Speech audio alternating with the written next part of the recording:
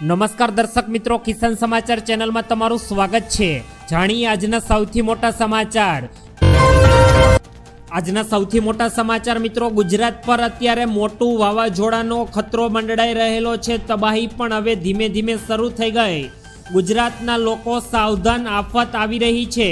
અત્યારે મિત્રો પ્રશાંત મહાસાગરમાં આવી રહેલા ચક્રવાતી તોફાન રાગાસા 5 દેશો જેમાં થાઈલેન્ડ, ફિલિપાઇન્સ, ચીન, તાઇવાન અને હોંગકોંગમાં તબાહી મચાવ્યા બાદ હવે ભારત તરફ આગળ વધી રહ્યું છે। આ તોફાન 18 સપ્ટેમ્બરે એક્ટિવ થઈ ગયું હતું અને 21 સપ્ટેમ્બર સુધી તે સુપર ટાઇફૂન બની ગયું છે, જે લગભગ 22 કિલોમીટર પ્રતિ કલાકની ઝડપે આગળ વધી રહ્યું છે અને આવનારા દિવસોમાં ગુજરાતના દરિયાકાંઠાના વિસ્તારોમાં તે ટકરાશે। અને આ તોફાનની તીવ્રતાને જોતા આ પાંચેય દેશોએ પોતાના દેશમાં અત્યારે ઇમરજન્સી લાગુ કરી દીધી છે। તો ભારત સરકાર દ્વારા પણ લોકોને અત્યારે આ વાવાઝોડા સામે રક્ષણ કરવા માટે સરકારે અત્યારે લોકોને એલર્ટ કરી દીધા છે। મિત્રો, આવનારા દિવસોમાં આ વાવાઝોડું અત્યારે ગુજરાતના વાતાવરણમાં ભારે તબાહી મચાવે તેવી આગાહી વ્યક્ત કરવામાં આવી રહી છે। ત્યારબાદના બીજા મોટા સમાચાર। આજે ખુલતા બજારે સિંગતેલ તથા કપાસિયાના તેલના ભાવમાં આવ્યો ઘટાડો તથા તહેવારોમાં બજેટનો પણ સુધારો થશે। મિત્રો, આજે જો વાત કરીએ તો રાજકોટમાં ખુલતા બજારે આજે નાગરિકોને ફાયદા માટેના સમાચાર સામે આવ્યા। તહેવારોની સિઝન પહેલા ખાદ્ય તેલના ભાવમાં ઘટાડો થયો। સિંગતેલ, કપાસિયા તેલ અને પામ તેલના ભાવમાં ઘટાડો જોવા મળ્યો છે। ખાદ્ય તેલના ભાવમાં ઘટાડો જોવા મળતા અત્યારે ગૃહિણીઓમાં પણ ખુશીનો માહોલ। આજે મિત્રો રાજકોટમાં ખુલતા બજારે સિંગતેલના ડબ્બાના ભાવમાં 15 રૂપિયાનો મોટો ઘટાડો થયો અને કપાસિયાના તેલના ડબ્બાના ભાવમાં પણ 20 રૂપિયાનો ઘટાડો થયો। આ સાથે જ અત્યારે જોઈએ તો પામ તેલના ભાવમાં પણ 10 રૂપિયાનો મામૂલી એવો ઘટાડો નોંધાયો છે। આ દિવાળીના તહેવારને ધ્યાનમાં રાખીને અત્યારે તેલના ભાવમાં ઘટાડો આવતા અત્યારે લોકોને મોટો રાહતના સમાચાર મળી રહ્યા છે। ત્યારબાદના ખૂબ જ ઉપયોગી પૂર્ણ સમાચાર। આ 5 રૂપિયાનો સિક્કો મિત્રો હવે બંધ થશે। તમારી પાસે પણ જો હશે આ 5 રૂપિયાનો સિક્કો તો તમારા માટે આ સમાચાર ખૂબ જ મોટા અને મહત્વપૂર્ણ સાબિત થવાના છે। દેશભરમાં મિત્રો અત્યારે ખૂબ જ ચર્ચાનો વિષય છે કે 5 રૂપિયાનો સિક્કો હવે બંધ થઈ શકે। અત્યારે બજારમાં 5 રૂપિયાના મિત્રો 2 પ્રકારના સિક્કા ચલણમાં રહેલા છે, જેમાં એક પિત્તળથી બનેલો અને બીજો ધાતુથી બનેલો। સરકારે હવે ધાતુથી બનેલા જાડા સિક્કા છાપવાનું બંધ કરી દીધું છે।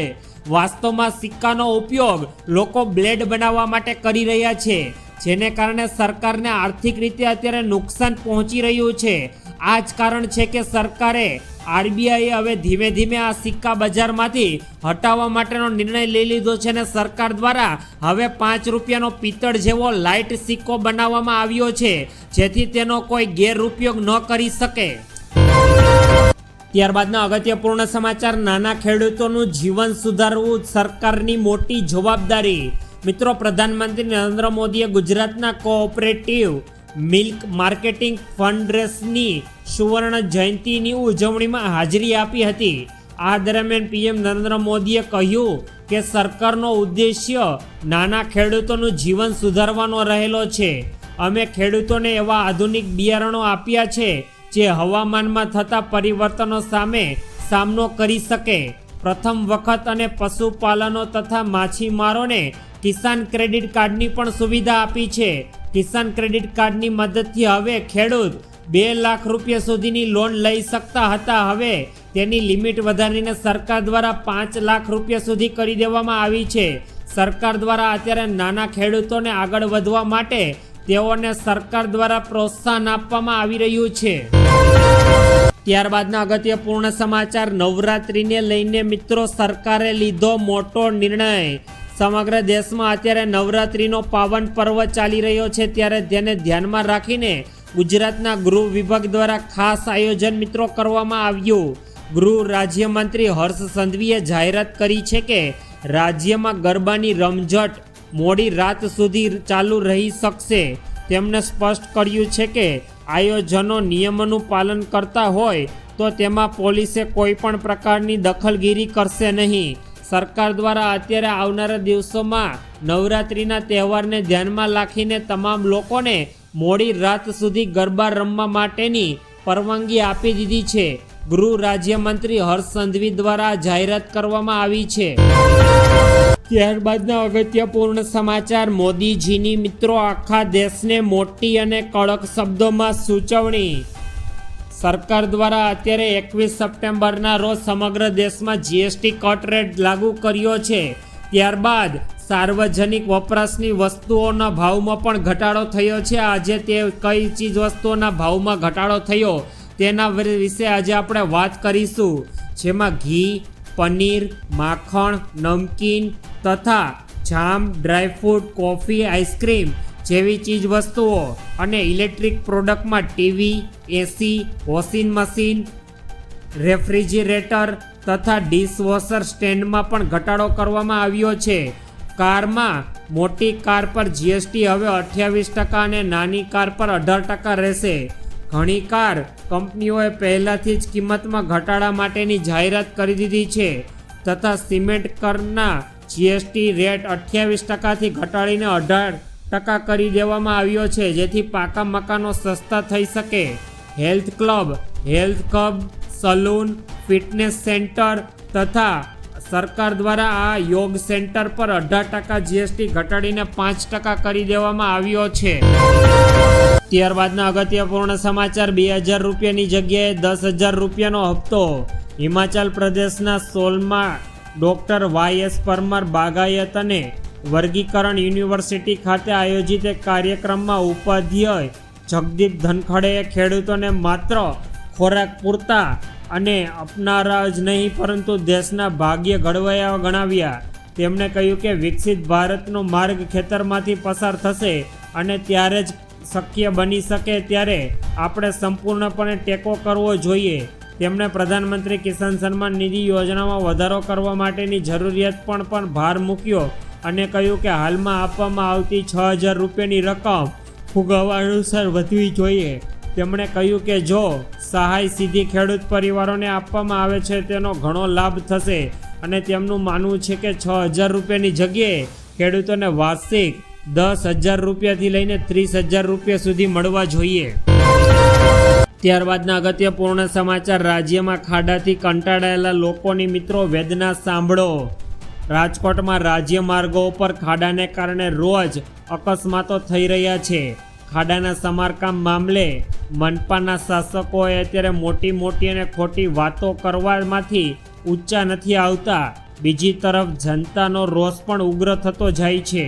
અગાઉ ખાડામાં ભાજપના ઝંડા અને આગેવાનોના ફોટા મૂકવામાં આવ્યા અને ત્રંબા પાસે કોંગ્રેસ અને ગ્રામ્યજનોએ વિરોધ પણ કર્યો.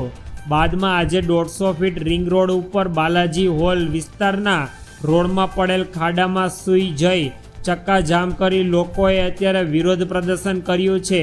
વરસાદ બાદ સમગ્ર ગુજરાતના રોડ રસ્તાઓ પર ઠેર ઠેર ખાડા પડી ગયા છે, જેથી વાહન ચાલકોને વાહન હકાવવામાં ભારે તકલીફનો સામનો કરવો પડી રહ્યો છે અને લોકો સરકારને પ્રશ્ન કરી રહ્યા છે કે ખાડાનું નિવારણ કે દિવસ આવશે. ત્યારબાદના અગત્યપૂર્ણ સમાચાર, દિવાળી પહેલા નવા જૂની આંબાલાલ પટેલે કરી મોટી આગાહી. વરસાદી આગાહીને લઈને સમગ્ર રાજ્યમાં જાણીતા હવામાન નિષ્ણાત આંબાલાલ પટેલ હવે ગુજરાત સરકારના મંત્રીમંડળના વિસ્તરણને લઈને પણ ચોંકાવનારી આગાહી કરી દીધી છે. તેમણે ભવિષ્યવાણી કરી છે કે ગુજરાત રાજ્યના પ્રધાનમંડળમાં મોટા ફેરફારો થઈ શકે, જેમાં કેટલાક નેતાઓને તેમના પદ પરથી હટાવવામાં આવશે અથવા પડતા મૂકવામાં આવશે. આંબાલાલ પટેલની આગાહી અનુસાર દિવાળી પહેલાં મંત્રીમંડળનું વિસ્તરણ થઈ શકે છે. આંબાલાલ પટેલ દ્વારા અત્યારે રાજનીતિની પણ અત્યારે આગાહીઓ કરવામાં આવી રહી છે.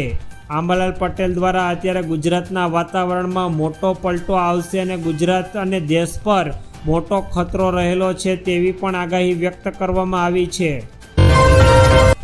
ત્યારબાદના અગત્યપૂર્ણ સમાચાર, એલપીજી ગેસ સિલિન્ડર થયા સસ્તા, આજથી જીએસટી 2.0 લાગુ. મિત્રો, અત્યારે નવી જીએસટી સિસ્ટમ 22 સપ્ટેમ્બરથી દેશભરમાં લાગુ થઈ ગઈ છે.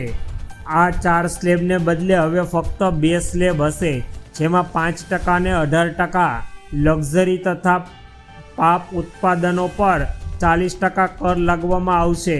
આ નિર્ણય 3 સપ્ટેમ્બરના રોજ જીએસટી કાઉન્સિલની બેઠકમાં લેવાયો હતો અને વર્ષ 2017માં જીએસટી લાગુ થયા પછી સૌથી મોટો ફેરફાર કરવામાં આવ્યો છે.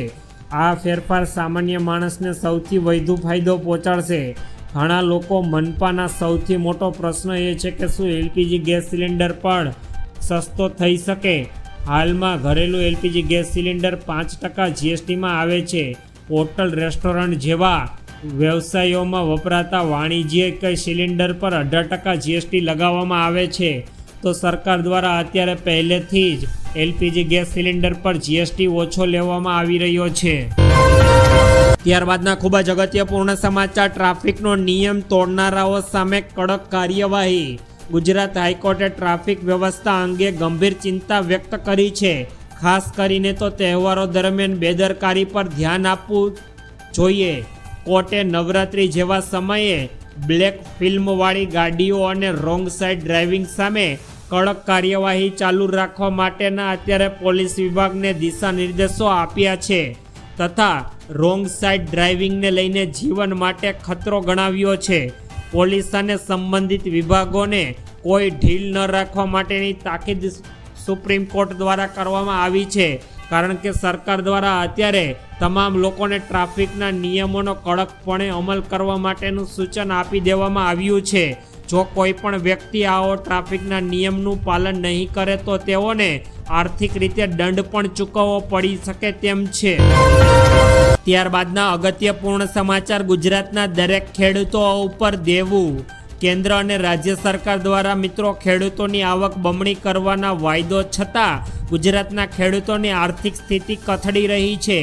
લોકસભામાં રજૂ થયેલા રિપોર્ટ્સ મુજબ ગુજરાતના અત્યારે પ્રત્યેક ખેડૂતોના માથે 56,000 રૂપિયા સુધીનું દેવું ચડી ગયું છે. રાજ્યના 55 લાખ ખેડૂતો 14,000 કરોડ રૂપિયાની બેંકમાંથી લોન લીધી છે.